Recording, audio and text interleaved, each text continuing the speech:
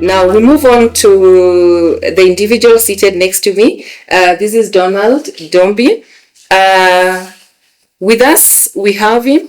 We are honored to have him from very far. We are going to share much. He's famously known as the Ndombi. Am I pronouncing it right? Yes, sure. A master mathematics educator and education consultant with over a decade of experience across the Kenyan, the British, American, and IB systems. He is the founder of Ndombi Education Consultancy, helping students worldwide to build both confidence and competence, and also supporting teachers who need that growth support. He extends that. He's also a football coach, a pianist, and a proud husband. Donald, welcome sana to the show. It is a pleasure and an honor to have you with us. Borrowing from what Lillian has said, Lillian mentioned something like, lazima ujitume. You had to work hard. But today, online everywhere, you hear people saying, it's no longer working hard. It's working smart. What are your thoughts about that? It's true.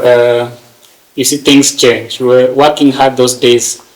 The meaning could be the same as working smart now. Yeah. So it depends. Because some people say working hard ni kama kubeba mizigo kama punda. And working smart ni kama badala kuweka kwa mgongo ya punda, tumia punda moja na utumie mkokoteni. So it will be easier for the punda, and you will carry more easily. Sure. So I'll go for working smart. You don't need to work really hard, like reading up to 2 a.m. Working smart now as a student simply means what are you reading and how are you doing it. It's not about the volume, it's about the content and the how.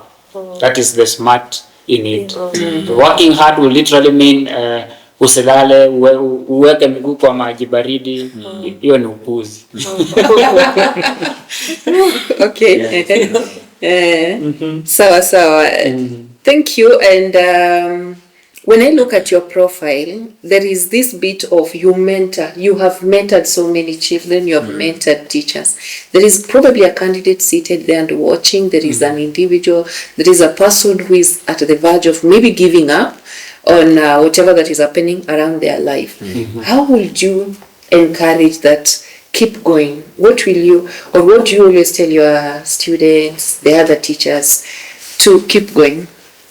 I'll use some word I hear young people use it. Inaitwa odds. Najua odds. Wale wase wa betting wanajua odds. So there is what we say, you can beat the odds, right? Yeah. Yes. So if I look at myself back in primary, I remember this because that is the most challenging bit of my life. Nimepita KCPE, I need to go to high school. Na kuna barua zimekuja. Those days we used to call them national and then provincial school. So nimepata one of the biggest provincial school in Kakamega. That's Kakamega School. Hizo siku kwa naita Kakamega High. And then my father is like, hii barua imetoka Kakamega. Lakini huwezi enda huko. So unajua kwa nini? Hatuna kitu ya kulipa. So I'm like, okay, so what do we, ananiweza tufanya aje? Mimi namwambia, I think by now, so long as nimeingia shule, it would not matter. Then there was the nearest day school, nikaingia huko. And in the same school, my brother was there some years ago, nikiwa class 4 huko. Na akapita akaenda university. So I used to say, if my brother went to this school, akaenda university, hata mimi naweza enda hapo na niende. So by the time I'm joining Form 1, every time we used to celebrate, watu watano wanaenda university. Tuna celebrate from a day school. So to go Form 1, nasema okay, so I can work hard. So it's never about the background. I think the background is a punchline. It's not like a silly. Unaweza anzia hapo ukienda. So what I looked at myself, so there are some other students also in the same situation. Maybe you wanted to go to this school, but because of one or another reason you went to that school. That's why I speak to as many young people as possible. Last week nimeenda kuongelesha some students in another school. it was a special occasion because wako on holiday na niko huku for a short holiday, so the school organized only candidates nende na waongelesha the same day school. Nawaambia I used to sit here, kukuwa na stima, asubuhi tulikuwa tunakuja unasomea nyuma ya darasa because hakuna stima, so unangojea kama mwangaza ka asubuhi, something like that.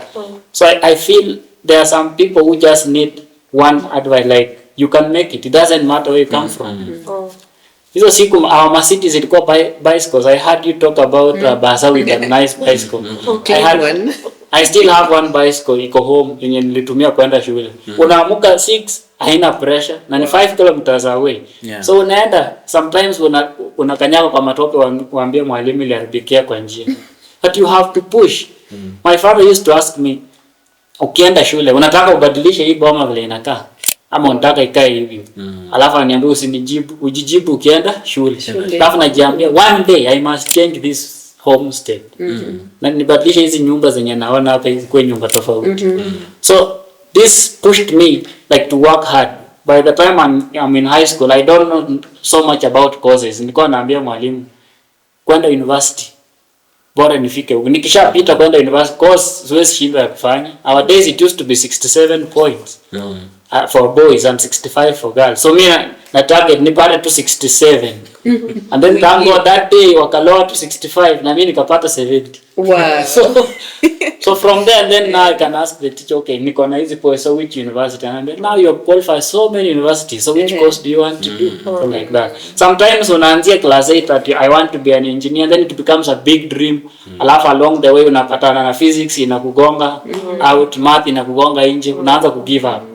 So I will tell someone in high school right now, points ni ngapi za kwenda university, focus on getting them. Pata, ukishapata wewe shinda pa kwenda.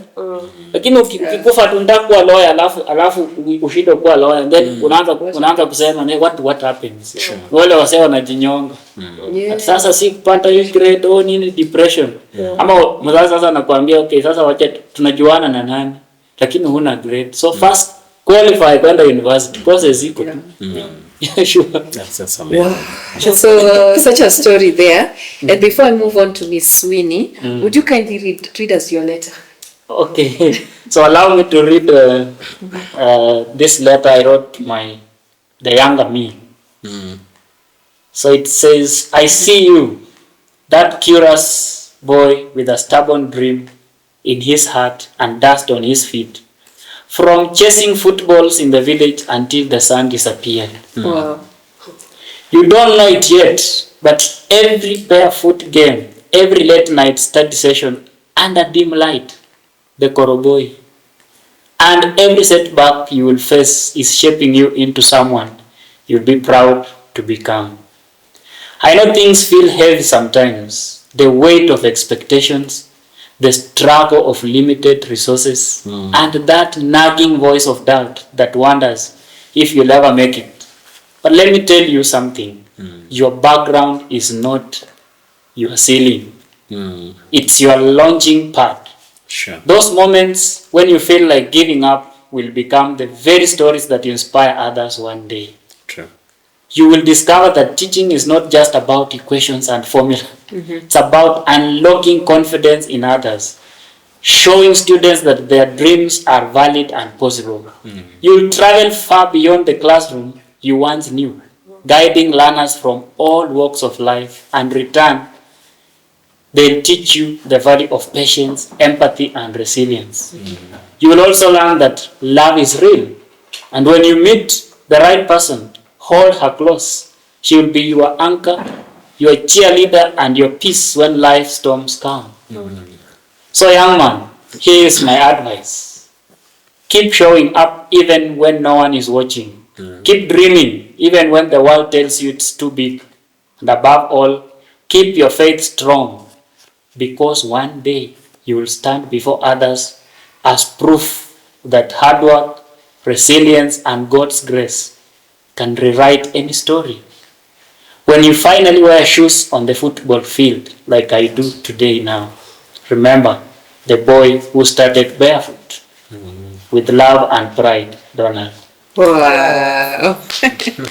Such a story, spoken volumes you have mentioned to us. I wish we had the time to ask more and more about that, but I believe from that story, someone watching from out there will believe that you're truly a story someone can emulate, and from where you are, I wish we had the time. I could have asked you to explain more about what made you become that understanding, that when your dad told you can't go there, that school, you easily accepted, sawa, I can do with this one. So maybe if we get time at the end, you could share with us. There are people who have come from somewhere to some place today.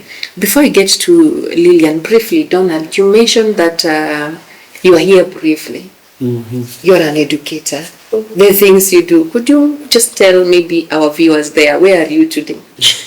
All right. I am a mathematics teacher for a curriculum called IB, and currently I work in China as a math educator.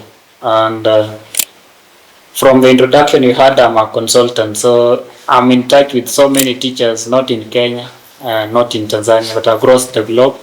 I do webinars online for teachers who are new to IB, international curriculum, specifically about math. So you can follow me on Facebook as Donald Ndombi, or on LinkedIn, just search Donald Ndombi and you'll see my posts. And there's a time I did some lessons on KU TV, just search Donald Ndombi on YouTube and you'll find me. During COVID, several lessons on physics and math. You'll find me on YouTube as Donald Ndombi. Thank you so much, Dama, for this opportunity. Donald has gone. It's like he's tired and he wants to go home because he has gone to my last question. That was my closing question. Where can we get you? How can we connect with you? But that is really good. I know there are so many teachers. I am a teacher myself. So many teachers outside here are currently migrating from the national curriculum and so many of them have no clue. So if you're there, seated there, and you hope to find someone to guide you, you know where to find Donald.